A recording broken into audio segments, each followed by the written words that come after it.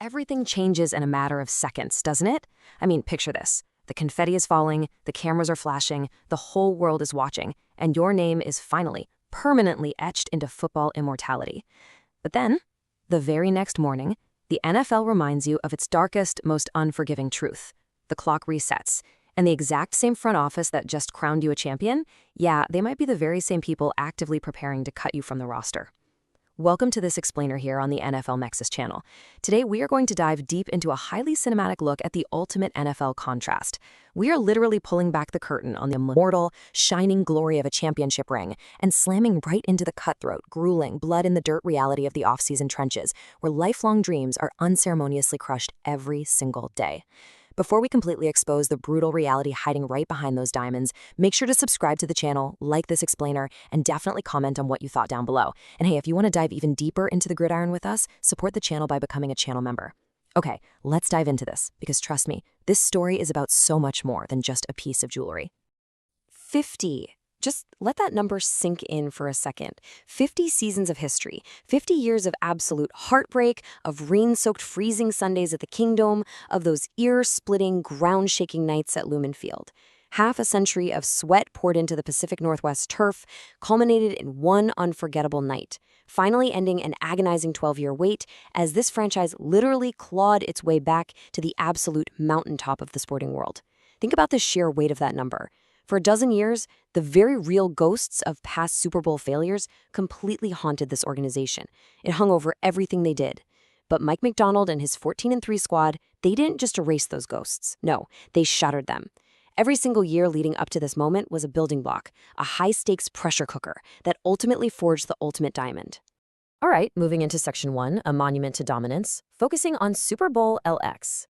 To truly understand the monument this team built, you absolutely have to understand the sheer violence of their victory. The Seahawks didn't just casually win Super Bowl LX. They didn't just squeak by. They absolutely dismantled the New England Patriots 29-13 at Levi Stadium. I mean, they walked out onto that field and systematically began choking out the Patriots' offense from the opening kickoff. And hidden inside the newly unveiled championship ring sits an engraving: 17 wins. It is a permanent, quiet testament to the incredibly grueling combined regular season and playoff campaign crafted by the squad. 17 times these men had to willingly walk into the fire. 17 times they survived the brutal physical attrition of an NFL season. You know, that number isn't just a statistic you read on a screen. It represents 17 individual weeks of ice baths, of playing through torn ligaments, of sleepless nights, of relentless, obsessive film study. It represents the microscopic margin for error in professional football, where a single, slightly misplaced cleat can literally end your entire season. To capture 17 wins in this modern league requires a level of singular, terrifying focus that very, very few human beings actually possess. Let's jump to Section 2, Decoding the Championship Ring, designed by Jason of Beverly Hills. So we are looking at the sheer, overwhelming scale of the ultimate reward. These are literally the largest Super Bowl rings ever created. This piece of hardware is an absolute structural marvel, starting with a design anchored directly by the architecture of Lumen Field itself. But I want you to notice the microscopic, almost hidden storytelling packed into these custom-cut gems. Every single stone was placed with a distinct purpose. You've got 50 white diamonds perfectly marking the team's 50th season. You've got the phrase 12 as 1 carved right there alongside the beautiful Seattle skyline. Then you look on the side and you see the brutal, unapologetic team mantra, MOB, Mission Over Bullshit, engraved directly into the metal, serving as a permanent reminder of the locker room's ruthless focus all year long. You've got 12 individual feathers along the bottom, paying homage to the deafening roar of the 12's fan base. But here is where it gets crazy. There's a secret. The top of the ring is completely removable, converting into a pendant, and hidden right there inside the band, an actual, authentic piece of a game-used football from the season. You weren't just wearing shiny jewelry, you were wearing the literal, physical DNA of the championship season right on your finger. Wait, actually, let me back up because we have to stop here. This specific engineering feat is just mind-blowing. What's absolutely fascinating about this mechanical feature is how pressing the 12 flag button physically transforms the ring. You press this tiny hidden lever, and the miniature Lumen Field arches mechanically split wide open right in the palm of your hand to reveal the words World Champions. It's not just a static piece of metal. It is a kinetic, living, breathing celebration of their triumph to the world. You simply don't get a ring that does something this incredible unless you are undeniably the absolute best in the world. Which brings us to Section 3, the heroes of Super Bowl LX, and how they went about forging the legend. Because look, those diamonds, the gold, those mechanical arches, at the end of the day, they are just metal and rock. They represent specific, violent moments of human grit from that February night. The ring was built on the backs of an unforgettable roster that completely dismantled New England. Let's look at this table here, because the sheer suffocating dominance is undeniable. You have Kenneth Walker III literally putting the offense on his back, a grueling 27 carries for 135 yards. Every single time he touched the ball, he was punishing the defense, carrying that offensive load. Then you have Uchenna Nwasu. Talk about a fourth-quarter defensive dagger.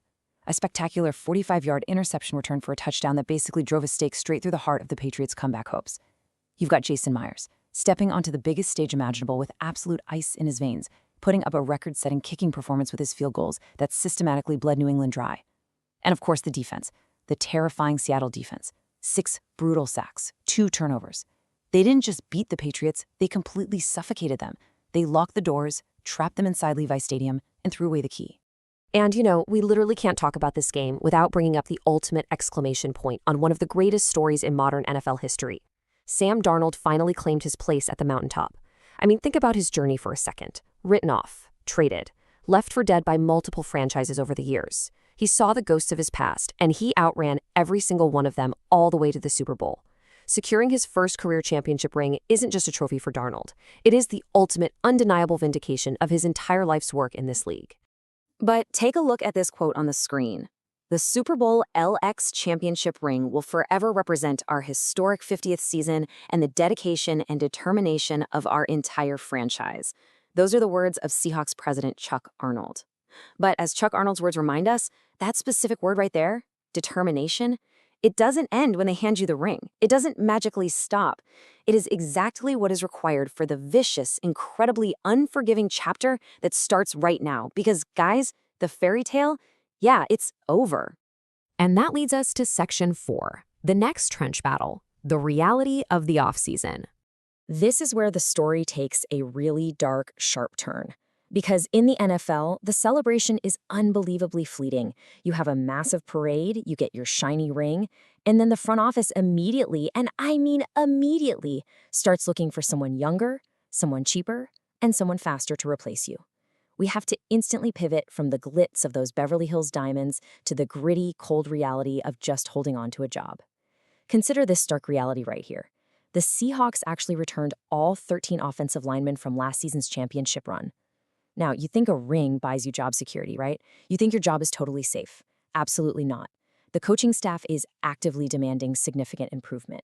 Sure, the starting offensive line remains intact for now, but the battle for the backup spots in the trenches has just become fiercely, violently competitive. When a team wants to repeat as champions, they purge complacency. If you are standing still in this league, you're actively dying. Let's trace the journey of one specific man caught right in the middle of this intense crossfire. Amari Kite. Look at his timeline. He battled at Alabama, but couldn't quite lock down a permanent starting spot. So what does he do? He transfers to UCF, betting absolutely everything on himself to become a full-time starter. He eventually goes undrafted, which, let's be real, is the ultimate slap in the face for a college prospect. But he didn't quit. No way. He signed as an undrafted free agent in Seattle and practically fought his way up the depth chart, clawing past highly drafted players to become the second-string right tackle. He was right there. He could practically touch the Lombardi trophy. And then tragedy strikes. Right before Super Bowl LX, a devastating knee injury cut his rookie season short and stole his massive moment. He had to sit there and watch his brothers win the ring while his leg was immobilized. And now, while he is quietly rehabbing, the ruthless business of the NFL marches on entirely without him. And then the tension just spikes to an absolute fever pitch. Enter Bobby Hunt. The front office didn't sit around waiting for Kite's knee to heal. That's not how this league works. They went out and spent real money on a serious free agent addition, specifically bringing him in to compete for the backup right tackle position. This isn't just a routine roster move, guys. This is a direct, tangible threat. Kite's job security is now in immediate, severe jeopardy. I want you to imagine that psychology. You are injured, you are vulnerable, and your literal replacement is walking around the building. He is eating in your cafeteria, he's using your locker room, and he is actively learning your playbook. What do? We find out in Section 5, Reinventing the Offensive Line, adapt or perish. So the crucial point we arrive at is this. How exactly does a massive offensive lineman survive when his primary role is suddenly, violently threatened by a new arrival? Well, as this comparison brilliantly illustrates, in the NFL, when the walls start closing in, you have two choices. You adapt or you perish. You either find a brand new way to make yourself absolutely indispensable to the coaching staff, or you clean out your locker. Kite has to fundamentally reinvent himself. Look at his old role, playing on the outside as a backup right tackle. Out there on the edge, you are dancing with incredibly fast speed rushers in open space. But now, his literal roster survival depends on a potential new role. He has to move inside and fight for his life in the interior trenches as a dynamic run-blocking guard. And for those who don't know, playing guard is a completely different universe than playing tackle. It is described as a phone booth knife fight. It is hand-to-hand combat in a tightly enclosed space with 320-pound defensive tackles trying to break your ribs on every single snap. Kite has to learn a completely new geometry of violence, and he has to do it perfectly, right now, all on a surgically repaired knee. But here is exactly why this story is far, far from over. Kite actually has the physical weapons for this interior war. Just look at his metrics. He possesses a massive 6'6", 299-pound frame. But what makes him special is that he pairs that raw mass with the high-level athleticism and quickness of a much, much smaller man.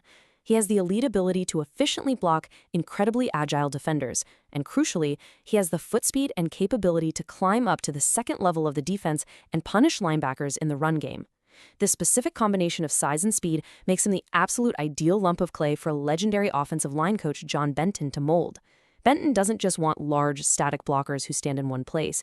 He needs dynamic, violent athletes who can pull and completely destroy defenders in space. Kite clearly has the genetics for it, now he just desperately needs the execution to match. Let's move to this slide and see exactly how this intense battle builds. To stay on the final 53-man roster of a defending Super Bowl champion, Kite must flawlessly execute these 4 brutal steps. First, obviously, the transition to the interior guard position must completely seamless. Second, and remember, the NFL is a ruthless zero-sum game, Kite must actively exploit the recent struggles and disappointments of current guard Christian Haynes. Someone has to fail for you to succeed. Third, he has to outcompete and outbattle another hungry young prospect in Bryce Cavaldew who wants that exact same roster spot just as badly. And finally, step 4, secure that backup right guard spot firmly behind Anthony Bradford. It is quite literally a gauntlet. One mistake, one split-second hesitation on the practice field, one single bad read in the film room, and the dream is totally dead. The dazzling diamonds are totally secured. The massive rings have been handed out to the heroes. The championship parades have already swept the city streets clean. But right now, deep inside the facility, far, far away from the flashing cameras, the real war is currently raging. The ultimate question remains up on the screen. Can Amari Kite genuinely reinvent himself in the brutal reality of the trenches? Will his massive transition to the interior secure his hard-fought place on a championship roster? Or will the sheer, suffocating pressure of defending a world title just leave him completely behind on the outside looking in? This is the NFL Nexus. The glory of a championship is forever, but let's be honest, your job is only guaranteed until tomorrow morning. Let us know down in the comments, do you think Amari Kite survives this cutthroat battle? Don't forget to subscribe to the channel, like this explainer, and definitely become a channel member to support deep, cinematic dives like this one. We'll see you in the trenches next time.